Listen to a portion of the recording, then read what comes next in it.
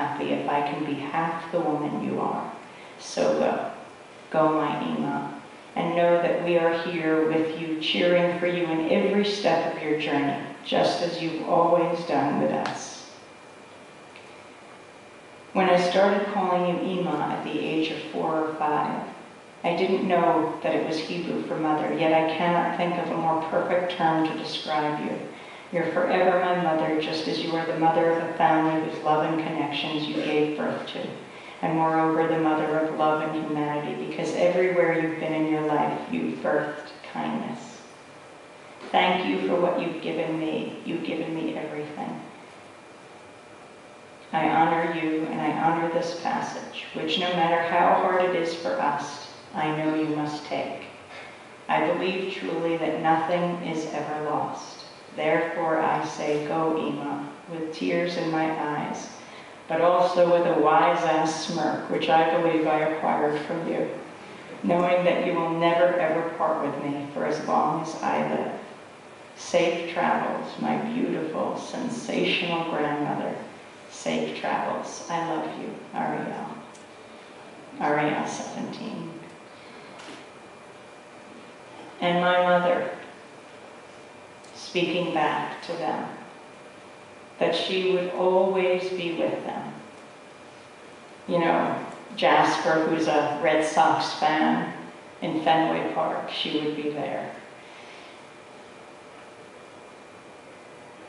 Anna, when she's doing her grand rounds, she would be there. Ariel, who's a great soccer star, win or lose, my mom would be right with her on the field. And so when my mom died on October 5th, and we had the funeral, and every one of her grandchildren stood up and told their stories, and then her friends, and of course us, her kids. I read the poem that I read for my dad, who died 10 years ago. They were a remarkable partnership.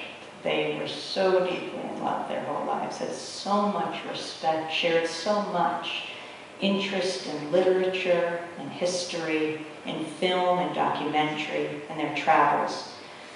Do not stand at my grave and weep. I am not there, I do not sleep. I'm 1,000 winds that blow, I am the diamond glints on snow. I'm the sunlight on ripened grain, I am the gentle autumn rain. When you awaken in the morning's hush, I'm the swift, uplifting rush of quiet birds in circling flight. I'm the soft star that shines at night. Do not stand at my grave and cry. I am not there, I did not die. And when I heard about the woman who this room is named after, Michelle Joel, I was deeply struck to hear that she died of cancer. She was a women's studies professor. And my mom taught women's studies for years in the 1970s. She taught women's history and literature. And she taught it to cops and firefighters and civil servants who, if they got a few extra credits, they would get a higher salary. So they thought, oh, chick lit, what could be easier, right? Women's literature. And she would introduce them to Toni Morrison and to Virginia Woolf, and soon they would be bringing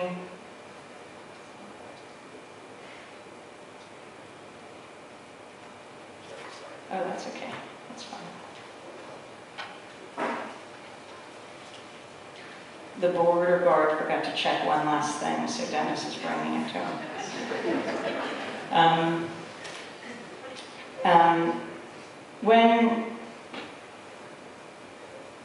As she was teaching them and introducing them to these new worlds of literature and ways of thinking, they'd be bringing their wives and then their daughters to the class. You know, it was really the blossoming of women's liberation. And they were coming to understand through literature why their wife was maybe pulling away or pulling closer, or why they couldn't understand their daughter at all. And they wanted to share this. By the end of the semesters, the classes would swell, would be packed. And so then my mother decided to go back to school and get a degree in clinical social work to work with families in a different way. She never stopped asking questions. In fact, you know, it was her and my dad's curiosity, I think, that they just imbued us with this intense interest in the world. My mom and dad met at a Hebrew-speaking camp. They weren't allowed to speak English. They went to camp with Noam and Carol Chomsky. And Noam and Carol knew each other since they were 2 years old in Philadelphia. My father and Noam were bunkmates. And my father would always say, "How's Noam Chomsky?" And I say, "Dad, he's a linguist, it's Chomsky." And to show how complex my mother was, one year she was voted funniest camper, and the next year she was voted most serious camper. But even through their lives as they traveled, when my dad died, she never stopped traveling. She lived a full life after he left, of course enriched by every part of their relationship and his being, as we all were. But what a model she was to us. She went to Iran, she went to Turkey, she went to Vietnam, Laos, Cambodia, she went to Israel, and she went to Palestine. Now, they've been to Israel a number of times. But Palestine, occupied territory, she went with a tour group, a human rights delegation. They were led by a Palestinian tour guide. And I don't remember if it was Bethlehem or Jericho, and I can't even ask her now. But they got to this checkpoint, and the soldiers had apparently agreed to let them go through. But when the Palestinian guide went up to them, they said no. And then my mother went up to them. Now, she spoke a kind of classical Hebrew that she learned so many decades ago. And I think it was like Shakespearean English. And she goes up to these soldiers that could have been her grandchildren. And she said something like, "You will part the ways." And these soldiers separated, and they let the entire tour group go through. And that Palestinian tour guide, wide-eyed, put his arms around my mother, and he said, "I'm sticking with you." And that has been my philosophy my whole life. I'm sticking with her. My parents created a cocoon for my brothers and me, of love, of intense interest in the world, but it was a cocoon that we had to move out of, that they wanted us to move out of. Sure, in the family, that's what we knew we could always retreat to. But when my mom was a little girl, her father was an Orthodox rabbi, ran a local yeshiva school in Brooklyn, New York. And they would go away in the summer to the Catskills, to this bungalow colony. She talked about one year when she was playing outside, a whale went up in the colony, and it was her mother, my grandmother, who died at the age recently of 108, which is why we never had any thoughts about losing my mom so early. But she talked about this whale, and she ran back to the bungalow. My grandmother had received a letter from a family member that a number of our family members had died in the Holocaust.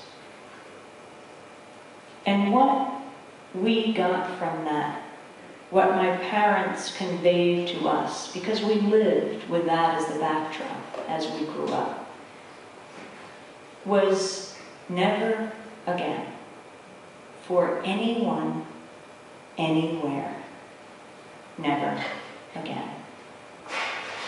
That sense that we have a certain time on this earth, and we have an obligation to ensure as best that we can that if anyone is oppressed, we are all oppressed. If anyone is in pain, we have to try to alleviate that pain. That cocoon we had at home, if we could somehow expand it to circle the globe, but at least try as best we can to help people.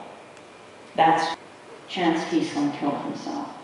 He was just one in what's turning out to be a record year for suicides in the U.S. military.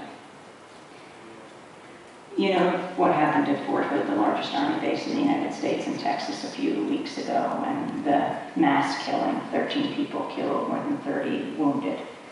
A number that isn't talked about as much at Fort Hood is how many soldiers commit suicide just there. It's an average of roughly 1 month.